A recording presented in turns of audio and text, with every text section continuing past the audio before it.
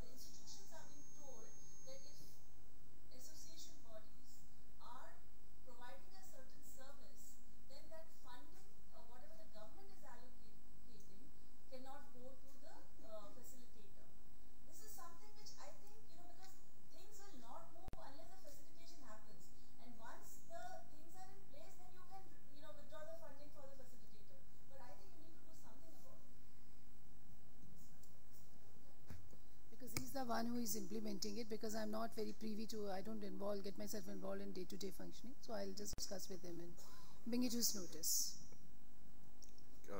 Can I ask a question, please? Yes, Sunita ji, on here I am, yeah, Gautam. In continuation what Shobha asked, like for example, Narsimha has been, Narsimha University in Bombay has been awarded Atal, and they are creating a board, and obviously I'm suggesting that I be part of the incubation board. Now, for that also there is an expense, to create that board, bring in right people, right resources. But that 10 crore, you cannot, not even 50,000 can be spent from that. So it's a big issue, because that's what I discussed even last week with them. So they said, to create the incubator also you need some expenses, and they don't have all the resources themselves. So yeah, that's good I'll point. bring these issues to the notice of CEO Niti Aayog, because he's the one who has been spearheading the Atal Innovation Mission. He may not be privy to all these problems, so I will just bring this to his notice. Sorry, you had a question. I just would like to say something about that. Yes, sure. I think what is important is any of these agencies, whatever schemes are developed, by thinking inside, we form the schemes. But while forming the schemes themselves, all stakeholders should be consulted probably. And that is where the schemes would be in a much better order. That is the first thing. And even while the things are being implemented, there will be new challenges which will appear. So annually, at least there should be a meeting where all the stakeholders, all those incubators can be called in and discussed with them and tweak with the existing policy. There is nothing like a sacrosanct policy. It can always be modified, I think that's how it should be done. Yeah, please. My question is to ma'am. I'm coming from rural area and I'm the chairman of ITI Aklera, Atru, Khetadi, many ITIs. So I would like to share about your schemes, etc. I called a function. Every day I'm getting the complaints from the students. State Bank of India manager doesn't know the startup, the mudra, the stand-up. Secondly, no students, even he's in great need under your mudra scheme. Till now, in last 2 years, nobody has been given the loan. Even the needy person and necessary requirement, nobody is taking care. So my mean to say here, we are here discussing. I wanted to share the business plan. We have implemented in this 6P model. Till now we are talking about the 3P model, public-private partnership. But we have developed this 6P, public, private, panchayat, profitable, progressive partnership.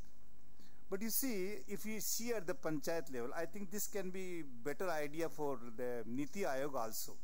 Because the panchayat is a focal point and you are giving the enough funds. So if we create the entrepreneurship at panchayat level, one entrepreneur for agriculture, one entrepreneur for solar energy, one entrepreneur for telecom, one entrepreneur for BPO, I think this can be a successful model. And this at the grassroots level is very much essential it is. And really, I would like to say, ma'am, if you bring in the notice of the Honorable Prime Minister or in your team, I think there is a great need of the society. So my suggestion, you can take I this. think I also indicated that the awareness generation and creating knowledge base about the program is the biggest challenge. Unless and until you do the advocacy of the various program, making policy and program is not sufficient. It has to reach to the last mile where it belongs to. And as far as your question about that panchayats, I think there are many programs of the Government of India where we are taking panchayat as a implementing agency. And since they come under the control of these state governments, central government can really not do much of cannot direct much.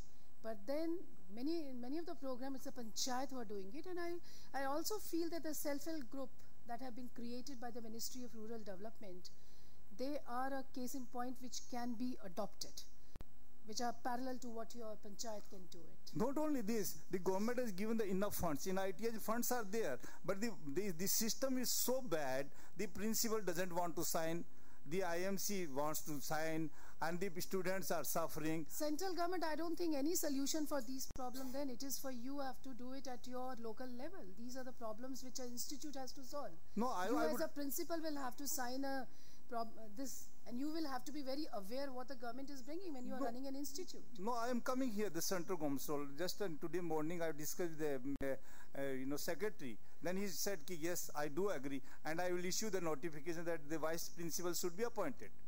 Because until unless central government not interfere, nothing will going to happen. See, I have seen the planning commission time also, and this is the NITI time. What I should say, People used to criticize Planning Commission that it's a top-down approach and the Planning Commission is interfering in the work of the states. Now NITI is believing in the cooperative federalism where we do not want to dictate to a state, you do this or you do that. Yeah, that's right. We do not want to dictate them. They are equal partner in the development journey. So we cannot dictate, we can only suggest to them. We can bring to their notice because all the advisors in the NITI Aayog are in touch with the state governments and states are allocated to us. So when we meet the state government, we can bring these issues before them. Yeah, right. Thanks. I think that was a good debate we had, and I think really reflects. Sorry, but we run out of time. Last question. We'll probably need to take the questions offline. I'm sorry about that. Yeah. I would want to thank all the panel members for a very interesting debate and having come all the way and shared their thoughts. I think it's been an eye-opener in terms of the need in the industry, in the government, what needs to be done from a from an employment and entrepreneurship perspective. And let's hope there have been good learnings for the audience to take away from there. Thank you very much. Thank you, Dr. Sahasrabudhe. Thank you, Sunita ji. Thank you all the panelists. It was a very informative session which had a very wider perspective from mainstream education systems point of view, from government's point of view, and entrepreneurs' point of view. I would now like to invite Mr. T.V. Mohandas Pai, Chairman, FICCI Skills Development Committee, Mr. Rashmikant Joshi, Co-Chair, Skills Development Committee, Ms. Shobha Mishra Ghosh, Assistant Secretary General, FICCI, for summing up and vote of thanks. Thank you.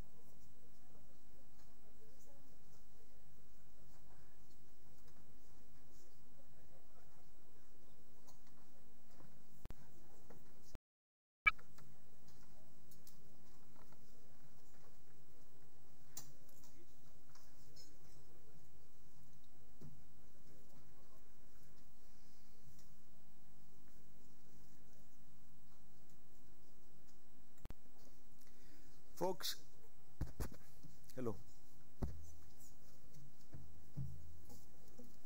Folks, we had a very long day today. And I'm sure you're very tired. If you're not tired, it means you're not paid attention.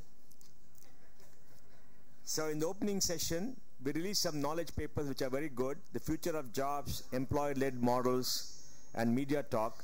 I think it's very important because we need to create ideas which can percolate downwards in this particular area. And one of the big ideas that comes forth is that we have to operate at very different planes. We have to take traditional jobs, enhance them. We have to take day-to-day jobs, enhance them. We've got to be ready for tomorrow. We've got to be ready for today and carry on. And it becomes a very, very complex task in 29 states and 5 union territories across 1.3 billion people in this country. And let me assure you, 10 years from now, Dr. Saab is going to come here, we are going to come here, we're going to talk the same thing again and again and again, because this is a very large country. It requires time, and whatever decided in Delhi, by the time it comes down to the Vindhyas, it loses steam, and comes down to Kerala, it lost its way altogether. So, I think the important thing that comes out is we have to reorient our strategy. We got to have a state-level strategy for skill development and education. Delhi cannot rule anymore. That's the message which even the minister should be. Minister will know. I'm sure. He whispered into my ears that Delhi has to come down in its importance for the rest of the country.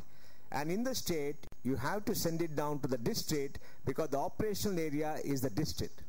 And the district has to take charge because every district has got some unique characteristics. And the biggest challenge is, like Sunita ji has told us, that the lack of knowledge and information about government schemes, because it just doesn't percolate downwards. And I think that's an important thing that comes out. In the midst of this, We had Ramakant and others tell us about robotics, how robots are going to take over. There's a robot there sitting down and filming everything and deciding how to do the next big algorithm to take over your jobs, how to write, etc. We're going to have automation, digitization, artificial intelligence, machine learning on all the nice things, and how they're going to destroy nice middle-class jobs. So I join you in saying we're all very confused. There are too many things happening, and what should we do? Now, we had a session on the Future of Jobs report. I'm sure you like the report because it is a first of its kind report for FICCI, and we're going to write a report again next year and fine-tune it. But it gives information to understand what is happening in India and all in the world. New age skills. And people said we need current age skills, new age skills, and all kind of skills. We had guests from Germany come and talk to us, and it's very interesting because Germany is going through its own change. It is a country with an average age of 41 years, getting older. There are not enough young people. It is automating rapidly, and it has its own challenges. And I think they're doing a great job in an era of constraints. Then, of course, we had people talking about the fashion world and talking about Fanuc's automation. And we had somebody from a company called KUKA. Now, KUKA is actually selling 80 crores of robots in India. And I asked them, where are these robots going? SMEs, MSMEs. MSMEs are automating. They're putting robots. I asked him, what happened to all those people who are working? Well, you know what happens to them? They disappear. MSMEs are using robots, Dr. Saab. So now capital is coming into MSMEs because they need to compete. And why they need to compete? Because the big players are saying, we want price reduction, we want enhancement in quality, we want this, blah, blah, blah. We just came back from a visit to the Tesla factory in the Silicon Valley. And when you go through that, you see the big robots, it is really scary. The jobs that are going to come in Tesla are in design, the jobs that are coming in supply chain, and the jobs that are coming are in sales. On the factory floor, the robots are taking over more and more jobs, and it's scary. A friend of mine went to China. He came back and told me he went to a factory which is 1 kilometer long with half a kilometer. It seems he went inside and he told the Chinese guest, is it closed? It's very dark. There's nothing there. He said, they're all robots. There are no people. They can't see. The whole factory was automated. The entire line is automated. There's some red lights there, and it means the red light means there's something wrong with the robo line. You got to go and settle it sitting down here in the computer. And if you can't, you got to go fix that. And in Coimbatore, there are textile factories automated where women go on roller skates. There are only girls who go on roller skates to fix the red light and something going wrong because the entire thing is automated. And China is now come to its automated factory. And then the next stage is how do you automate a supply chain? So the robot will finish all the products, pack it up, it goes to a truck, the truck comes and backs down, the truck doesn't have a person, and the truck goes and delivers somebody else. And now Elon Musk and Bill Gates have come out with a new idea. They said, make the robot pay social security and taxes. So employment provident fund, that means each one of us will have a robot working for us. The robots, and whatever the robot costs, or maybe the robot is supposed to get a notional salary, the ESI PF will be paid in our name. And then the question comes, and I heard it in the valley, what are we supposed to do? Then we go into a place and say, you're supposed to sit down and look into virtual reality. So put on this nice big virtual reality face mask and look into great experiences and spend 8 hours a day imagining the world without going to the real world. Now, is it happening? Well, it's happening there. It's coming this way. The robots are already here. And I think there's a challenge that we have to face. So new age skills are going to be very different skills. So I don't know. Just now we had Mr. Gadkari tell us, I'm not going to allow autonomous cars into India. No robots cars into India. We're going to have only driver-driven cars because we have to create jobs. Then the FICCI, we had a presentation, the FICCI model for sustainable technology development. We also had a panel discussion with skills, productivity, and benchmarks because productivity has to increase in case we have to do well. There was a study made by McKinsey many years ago which asked the question, how is it the United States is the most productive country in the world despite Japan and Germany competing? And they found the productivity of an American worker is very, very high. And because the higher productivity using automation, they're able to sustain their ability to increase per capita revenues in the country. Then we had the last session with entrepreneurship and employment, where we had Dr. Saab come and talk to us as the chairman of the AICTE.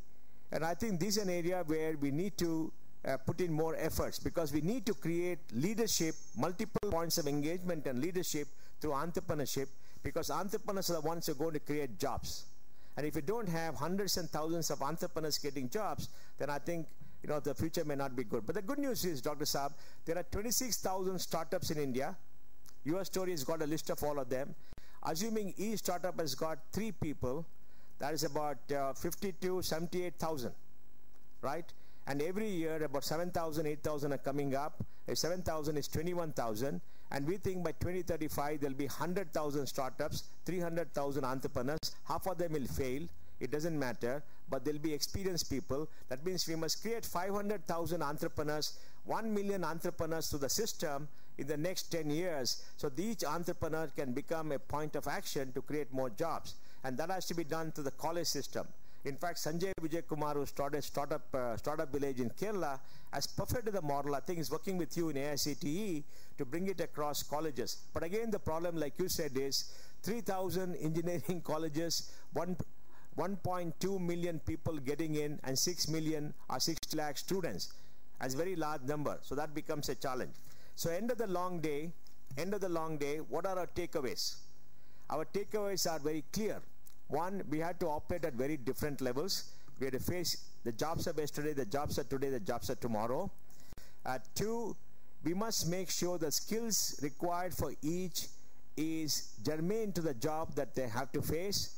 And the third thing, which is very important, is we need a differential strategy all across the country. There cannot be one single blueprint at Delhi, at Bangalore, at Chennai, which apply to the entire country, because the country is not one single homogeneous entity, is much more heterogeneous and otherwise. And the next thing is, prepared for the future, create a cadre of people who can take care of the future. So we need people for the present, we need people for the future, and we need people for the era of disruption and automation. So I think at the end of the day, we had a great day. I want to thank of you. I want to request my colleague, Lakshmikant, to talk about his impressions of what happened during this day. But I think we are making progress. We are making progress. You go back 2 years compared to here, we have made considerable progress. We understand the issue much more. Many more institutions have come. The funding are coming in. Are we where we want to be? No. But have we made progress? We certainly have made progress, and there is great hope for all of us, because we have lived 70 years in hope in this country, and we live another 30 years with hope. Thank you, Mohan. I don't think I have too much or much to summarize. You summarize the best. At 6:30 in the evening, when Mohan speaks, we all have very, very clear attention to him. Just to add one sentence to your robo story, we in manufacturing industries, a few years ago, we were talking about what is the density of robos in India, for instance, because India is not a real high-tech country in manufacturing. And today he says just one company called KUKA does 80 crore turnover. But in manufacturing industry, we speak in India that robots are commoditized.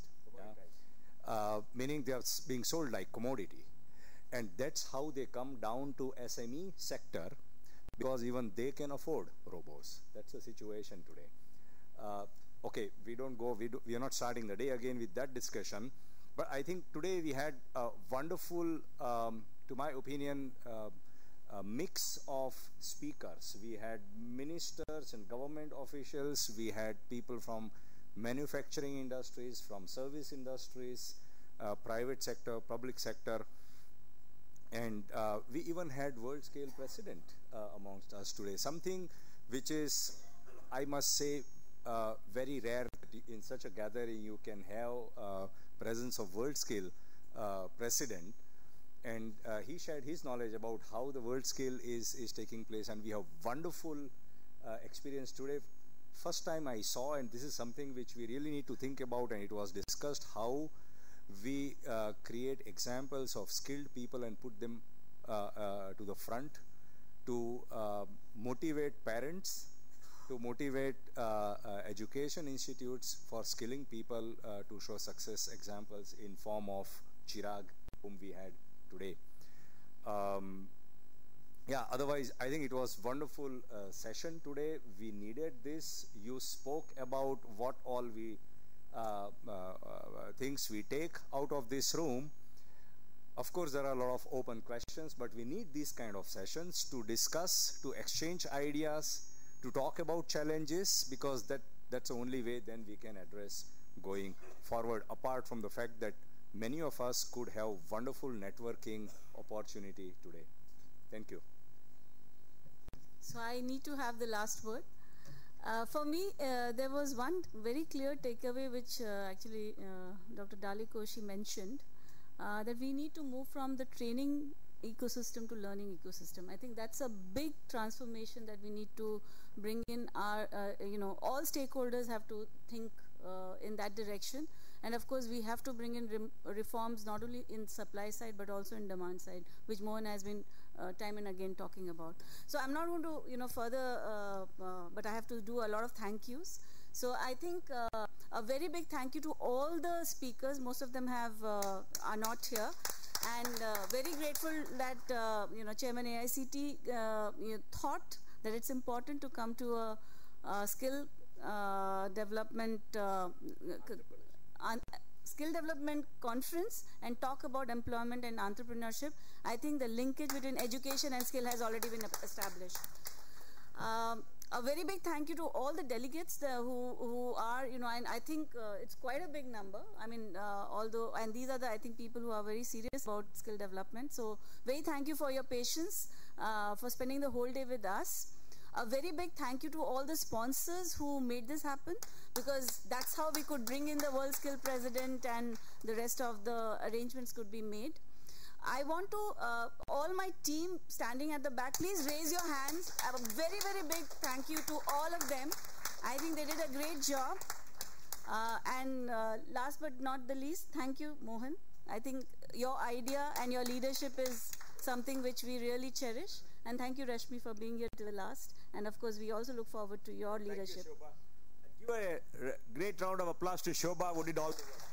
So one last announcement, the knowledge paper, especially the future of job, there was less number of prints available today. So we will ensure that each one of you get a copy of it, also a digital copy. And the presentations will also be sent. We close this conference for today, and we look forward to you coming back again next year. There is a high tea in the banquet. Please join us for that. Thanks to Mrs. Kusumpai as well for sparing her husband for Fiki. Yes, a big round of applause to her. Without her relieving him, he won't be here. Yeah.